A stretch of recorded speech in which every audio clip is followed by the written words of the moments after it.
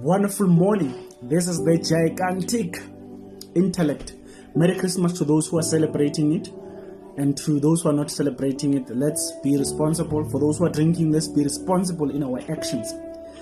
I make this video this morning mainly because I want to reflect on the video that I've posted on Facebook, where I was basically reading an opinion piece that I've written about the owners of big capital, the people who controls the world. Jordan Peterson years ago said something very special I was actually watching an interview of Jordan Peterson where he was asked a question in relation to how to speak, how to become an eloquent and fluent speaker. And one of the things that Jordan said was, you need to read a lot, write a lot. Read and write a lot. That is the foundation of speaking eloquently, and know much about something that particular thing that you want to speak about. This morning I want to reflect on the video that I've made where I was reading an article that I've written. So I want to reflect on the important points on that article. So basically I want to reflect on the role of the media in any democracy, because I even wrote on the opinion piece that there's no such a thing as a democracy. There is no such a thing as a democracy. These are just dictatorship of big capital. Fundamentally, the democracies that we have, all of them, all democracies that are in existence or applicable in the world, are manipulated and controlled by big businesses. Few families that own big businesses. What is the role of the media in any democracy? Democracy in any democracy. What is the role of the media in any democracy?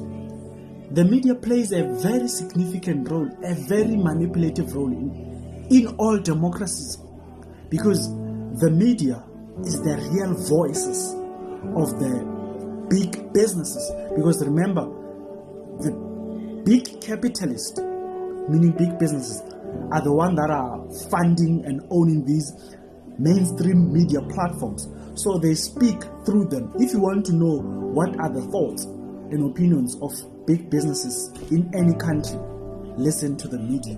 Observe the actions of the media. Look at what they do. You'd get the real sense of what are the thoughts of big businesses, or the owners of the economy, as they call them. In 2016, I think it was 2016, when Pravin Gordhan was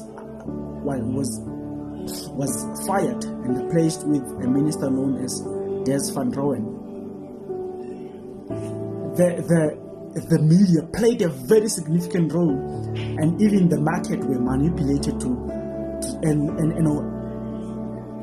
a viewpoint or a notion, a narrative was projected that the rand has collapsed. The rand is not happy. The investors are not happy with Minister Des van Rooyen, with the appointment of Minister Des van Rooyen. So the question is, who are these ministers? Or not ministers, but rather, who are these investors? When they say the investors are not happy and the rand has collapsed, who are investors? Investors are the owners of big capital. The very same people that controls the media. So they use the media to create crisis. There was no crisis. Crisis was manufactured. The owners of big capital did not like the Minister of Finance. So they say the rand is not happy. When they say the rand has collapsed, they are merely saying the owners of big capital are not happy. So basically we live in an economy or democracy that is captured by the big businesses, and they use their media to trick people and say, no, investors are going to run away, no, this and this. Whoa. What they're simply saying is that the people who own big businesses are not happy. The interests of big owners of capital are being threatened. So this is a sophisticated state capture. They've captured the state and used the terms such as the investors. When you check who are really these investors, you would see who are the real investors. there's this thing that has been the people have been talking about, the rent manipulation story. One would ask himself, why is the media so quiet about the rent manipulation story? The only reason they're quiet is because the media, or the owners of the media, are the same rent manipulators. So how can they talk about themselves? How can they expose their criminality? They can't. So investors, the term investors, it's a very sophisticated manipulation. They use the term investors when they want to control what the state do. When they say investors are going to run away, they simply want to basically dictate what the state do. There's no such a thing as investors. These investors have their own evil intentions, and investors are the big capturers of the state. They want to control what our presidents do. They want to control what our ministers do. And they call themselves investors. But these people are the very same people that captured apartheid, that supported the apartheid government. Big businesses are the real state capturers. These people are the real state captures. They tell you about Guptas. They say Guptas captured the state. They say Guptas captured Eskom. But Guptas supplied 4%. Guptas supplied 4% of coal to Eskom. And the entire 96% was supplied by white monopoly capital. That is the honest truth. So Gupta's capture of the state was in fact not really the state capturers. Guptas were not the real state capturers.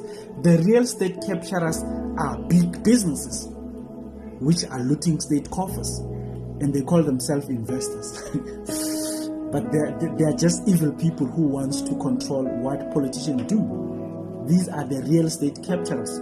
So these are the real controllers of the world. In every country, they are the same people, big businesses. They control politicians. They operate as deep state.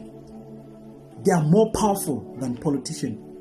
Big owners of capital are more powerful than politicians because they fund politicians.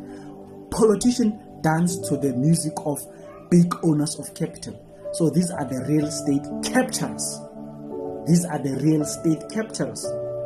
So when you talk about Guptas, you speak about small fish. These are small fish. The big capturers of the state are big businesses.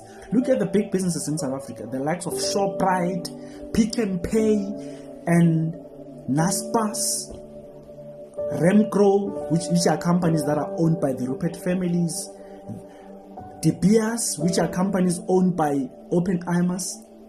These are the real estate capturers because they control majority of the JSE registered companies. These are the real controllers of the country. So when you see Ramaphosa, this is a person that is micromanaged by these people. But they will tell you about Guptas. They will tell you about Guptas were the state capturers. Guptas were just disrupting them. But the real state capturers of South African economy are these people. So these are the real controllers of the economy. They control everything in government.